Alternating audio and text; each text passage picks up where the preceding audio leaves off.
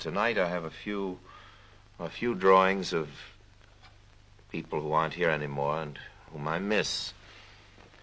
Now, this is Harry Houdini, the master magician. The whole world must miss Houdini, certainly the whole theater world, because he was, without any question, the greatest showman of our time. Nobody, as a matter of fact, who ever played the halls, either in England or America or anywhere, received his salary. And nobody deserved it, because he could get out of anything. As you may remember, he was called an escapologist, an escape king. He was an expert in miracles. I'm proud to say he was my teacher in magic when I was young. As a favor to my father, he did give me my first lessons in the art of conjuring.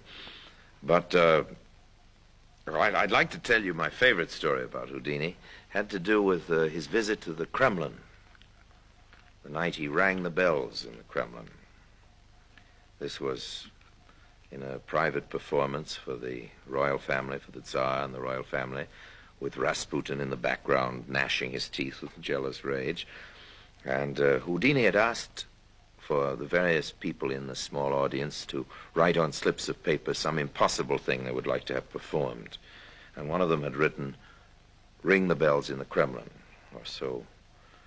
Houdini had arranged it that this would be chosen, apparently by a free choice. And to ring the bells in the Kremlin may not sound like much, but as a matter of fact, at that time, there were no ropes connecting the bells, and for a century at least, they'd been silent. So after this command, Houdini moved to the window, raised his arm. It was a snowy night.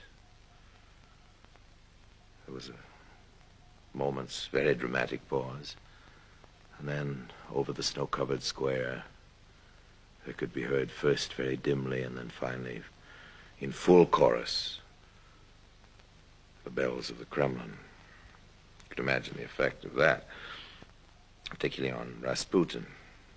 Now, ordinarily I don't explain how tricks are done.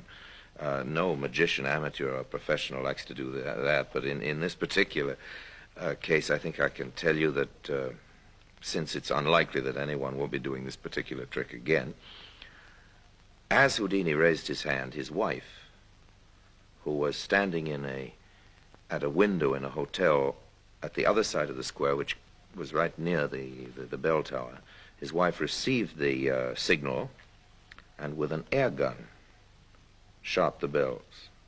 Bing, boom, boom, boom, like that. It's always struck me as a particularly ingenious miracle. And of course, those kind of tricks are the best, really.